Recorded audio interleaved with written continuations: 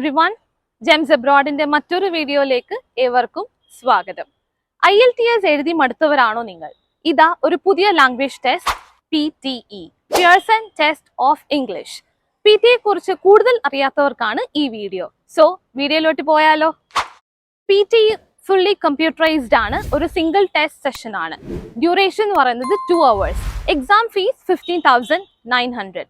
ഇനി PTE എവിടെല്ലാം accept ചെയ്യുന്നുണ്ടെന്ന് നോക്കിയാൽ Australia, New Zealand, UK, Canada and USA. PTE artificial intelligence scoring ആണ്. ഇതിന്റെ മാക്സിമം സ്കോർ 90 ആണ്. IELTS പോലെ തന്നെ PTEയിൽ 4 മോഡ്യൂൾസ് ആണ് ഉള്ളത്.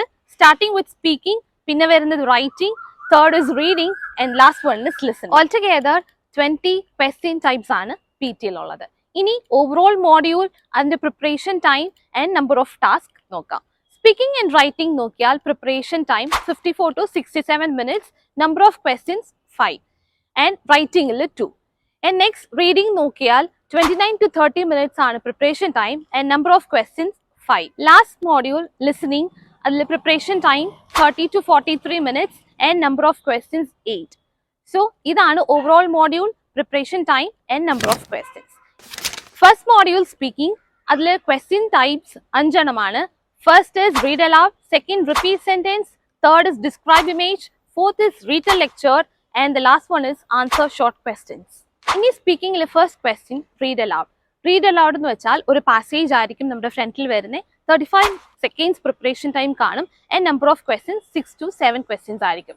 ഈ 35 seconds preparation ടൈമിൽ നമ്മൾ ആ പാസേജ് വായിച്ച് റെഡി ആയിരിക്കുമ്പോൾ വൺസ് ബീപ്പ് കേട്ട് കഴിയുമ്പോൾ വിതിൻ 3 സെക്കൻഡ്സിനുള്ളിൽ നമ്മൾ ആ പാസേജ് റീഡ് ചെയ്യാൻ സ്റ്റാർട്ട് ചെയ്യണം.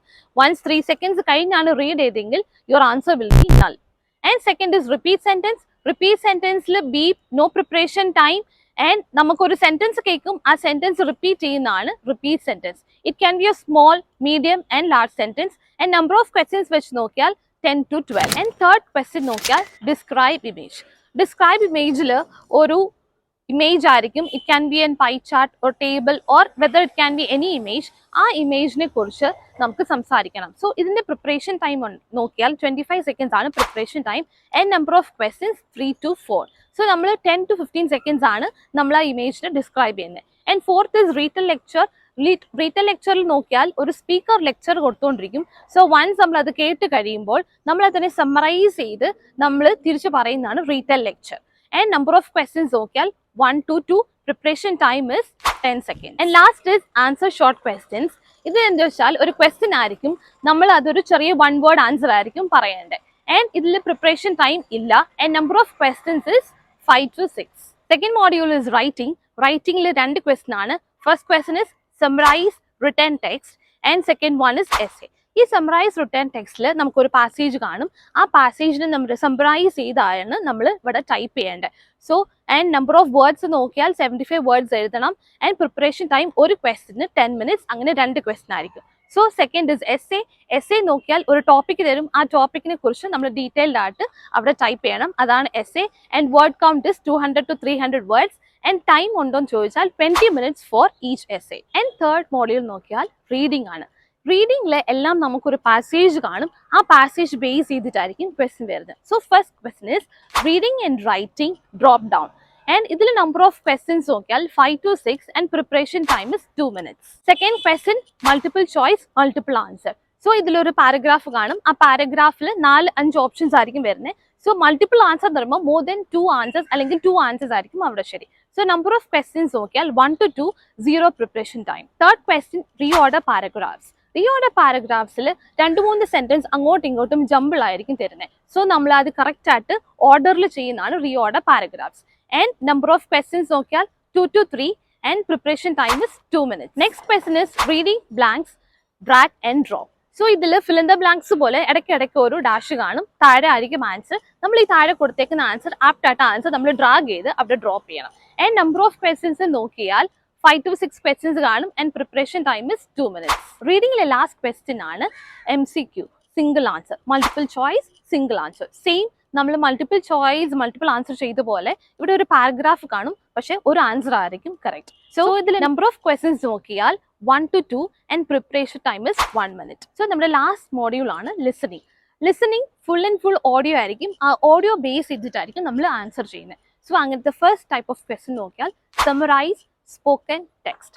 സമറൈസ് സ്പോക്കൻ ടെക്സ്റ്റിൽ ഒരു ലെക്ചർ സ്പീക്കർ തന്നുകൊണ്ടിരിക്കും. സോ അതിൽ നമ്മൾ വേർഡ്സ് കേട്ടിട്ടായിരിക്കും നമ്മൾ അവിടെ ടൈപ്പ് ചെയ്യുന്നത്.